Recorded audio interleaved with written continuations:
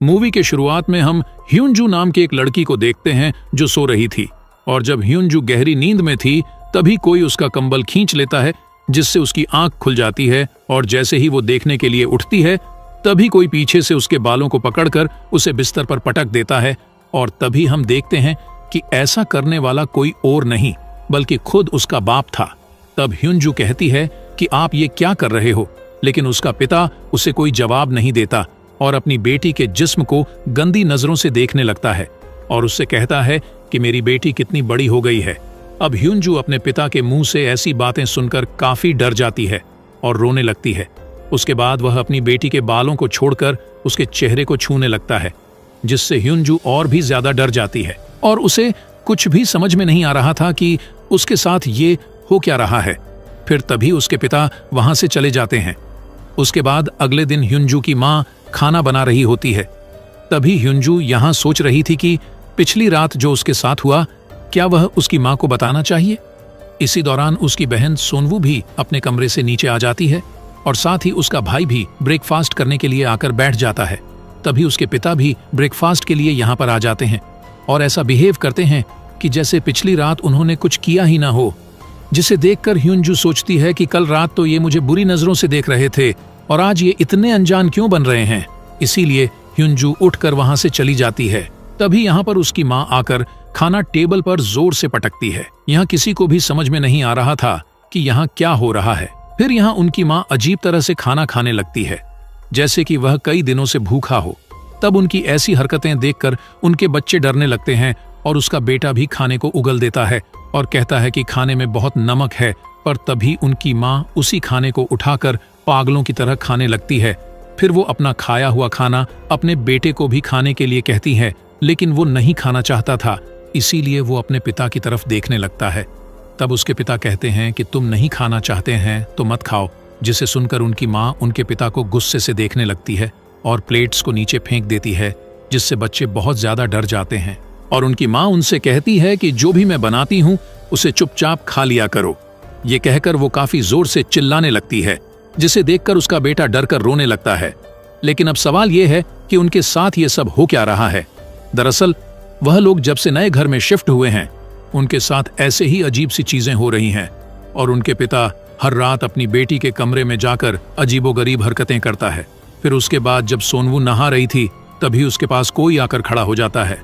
जब वो शीशे को साफ करती है तो वो डर जाती है। उसकी बहन उसे डरा देती है। उसके बाद वो दोनों अपने कमरे में आती है।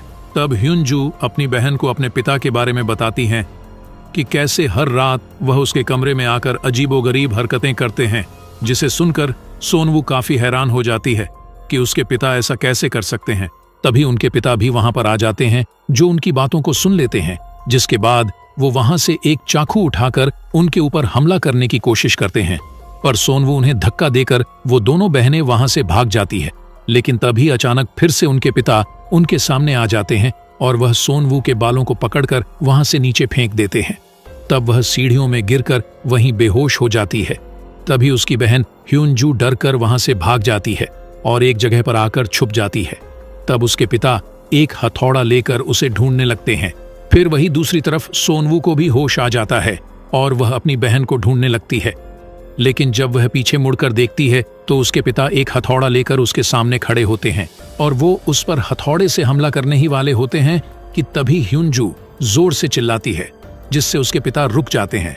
तभी ह्यूनजू एक बैट से अपने पिता को जोर से मारती हैं, लेकिन उसके पिता को कुछ भी नहीं होता और गुस्से में वह उसके ऊपर भी हथौड़े से हमला करने लगते हैं। और तभी नीचे से उनके असली पिता ऊपर आने लगते हैं, जिसे देखकर उनका बहरूपिया हथौड़ा फेंककर दूसरे कमरे में चला जाता है। फिर उनके पिता ऊपर आकर अपनी बेटियों को देखते हैं, जो उनसे डरकर पीछे हट रही थी। तभी उनके पिता दरवाजे पर हुआ एक बड़ा सा छेद को देखते हैं और उनसे पूछते हैं कि क्या तुम दोनों यहाँ पर लड़ाई कर रही थी। लेकिन वो दोनों कोई भी जवाब नहीं देते और तभी उनका भाई यहाँ पर आता है। तब वह दोनों बहनें उसे यहाँ से भागने को कहती हैं। फिर तभी पीछे से उनकी माँ वह हथौड़ा उठाती है और उनके पिता के पास जाकर उन पर हमला करने लगती है। तभी उनके पिता उसे रोकने की कोशिश करते हैं, लेकिन वह उन्हें धक्का मारकर गिरा देती है, जिसके बाद वह काफी डरावनी स्माइल देने लगती है और टूटे हुए कांच पर पैर रखकर अपने रूम में चली जाती है। लेकिन तभी नीचे से उनकी माँ आवाज देकर ऊपर आती है और उनसे पूछती है कि ये सब क्या हो रहा है। लेकिन सभी लोग उनसे डरने लगते हैं। तभी उनके पिता डरते हुए रूम का दरवाजा खोलते हैं, लेकिन रूम में कोई भी नहीं होता। पर उनके पिता फ्लोर पर पड़े हुए हथौड़े को देखते हैं, जिसके बाद उनकी माँ अपने बच्चों से पूछती हैं कि क्या हुआ, लेकिन वो तीनों अपने माँ से डर रहे थे।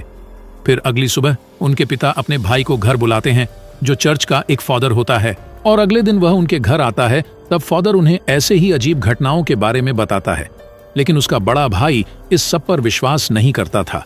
फिर रात को ये लोग एक साथ एक ही रूम में सोने का डिसाइड करते हैं। उसके बाद आधी रात में छोटे बच्चे को टॉयलेट आती है और वह बिना किसी को परेशान किए अकेला ही वॉशरूम में चला जाता है। तभी उसके जैसा ही दिखने वाला एक बहरूपिया वहां आता है, जो एक चाकू उठाकर अजीब सी स्माइल करता है, और वह फादर को मारना चाहता था, लेकिन वो उसे नहीं मार पाता और ऐसा लग रहा था कि उसे किसी चीज ने रोक लिया था। तभी फादर अपनी आंख खोलते हैं और वो समझ गए थे कि यहाँ पर खतरनाक आत्मा का साया है, लेकिन फादर इस चीज से अकेले नहीं लड़ सकते थे, इसीलिए वो अपनी एक सीनियर फादर से मदद मांगते हैं। फिर सभी सीनियर बैठकर बात करते हैं कि आखिर इस फैमिली को उस आत्मा से कैसे बचाया जाए, और वह सभी मिलकर एग्जॉर्सिज्म करने का फैसला करते हैं। फिर अगले दिन फादर्स की टीम उनके घर जाने के लिए निकलते हैं और उनका भाई उन्हें पिकअप करता है, लेकिन रास्ते में कौआ उनके गाड़ी में अटैक करते हैं और साथ ही उनके गाड़ी का ब्रेक फेल हो जाता है, जिससे गाड़ी का बैलेंस बिगड़ जाता है और गाड़ी एक खाई में जाकर गिर जाती है। फिर दूसरी तरफ उनके पिता सोनवू को बेड से बांध देते हैं। तभी बच्चों की माँ उन्हें समझाने की कोशिश करती है, लेकिन वो कहते हैं कि ये सब ठीक करने का बस यही एक तरीका है। फिर आधी रात को फादर खून से लथपथ होकर उनके घर आते हैं और बताते हैं कि सभी फादर्स मारे जा चुके हैं, इसीलिए अब जो भी करना है वह हमें ही करना होगा। लेकिन फादर को इसमें डर लग रहा था, क्योंकि आखिरी बार जब उन्होंने एग्जॉर्सिज्म करने की कोशिश की थी तो उस आत्मा ने फादर के पूरे फैमिली को मार दिया था, और उन्हें डर लग रहा था कि फिर से ऐसा ना हो जाए, और अगर ऐसा हो गया तो वह खुद को माफ नहीं कर पाएंगे और पूरी जिंदगी पछतावे में रहेंगे। लेकिन उसका भाई अपने घुटनों में बैठकर उससे रिक्वेस्ट करता है कि हमें किसी भी तरह इस शैतान से बचाओ, वरना वह हम सभी को मार देगा। जिसे सुनने के बाद फादर कैंडल्स जलाते हैं और सोनवू के ऊपर होली वाटर को छिड़कते हैं। तब सोनवू चिल्लाने लगती है और उसे कुछ भी समझ में नहीं आ रहा था कि उसके साथ क्या हो रहा है। उसके बाद फादर सोनवू के सीने पर एक क्रॉस रख देता है और उसे एक छड़ी से मारने लगता है। तब सोनवू दर्द से चिल्लाने लगती है और उनसे पूछती है कि वह उसके साथ ऐसा क्यों कर रहे हैं। तभी फादर अपने भाई से कहता है कि क्या तुम अभी भी ये सब जारी रखना चाहते हो, जिस पर वह अपनी बेटी का पैर कस के पकड़ता है ताकि वो हिल ना पाए। फिर फादर उसको छुरी से जोर जोर से मारने लगता है। तब सोनवू काफी चिल्लाती है और रोने लगती है, जिसे देखकर उसके पिता भी रोने लगते हैं, और फादर अलग अलग छड़ी निकालकर उसे मारते ही जा रहे थे। तब सोनवू दर्द के कारण बेहोश हो जाती है, और वहीं दूसरी तरफ जहां एक्सीडेंट हुआ था वहां पुलिस पहुंच जाती है, और हम देखते हैं कि उन फादरों के साथ उसका भाई भी बेहोश पड़ा हुआ था।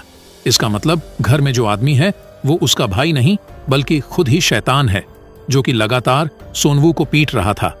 अब सोनवू की मां से यह सब बर्दाश्त नहीं होता, इसीलिए वो फादर को उसे मारने से रोकने लगती है और अपने पति से कहती है कि ऐसा करने से अच्छा तो हम एक साथ ही मर जाएं।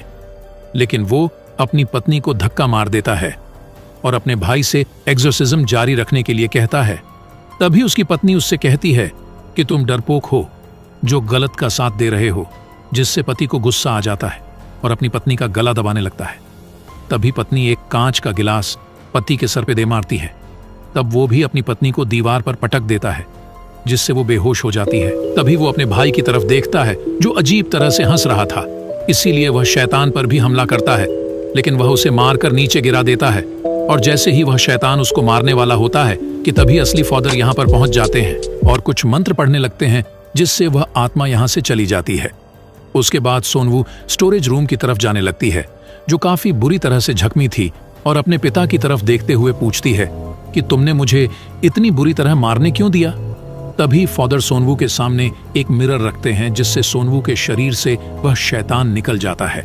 तब फादर उस शैतान को अपने शरीर के अंदर ले लेता है और अपने भाई से उसे मारने के लिए बोलता है, जिस पर उसका भाई टूटा हुआ क्रॉस उसके सीने में घुसा देता है, जिससे वह फादर और वह शैतान एक साथ दोनों मारे जाते हैं।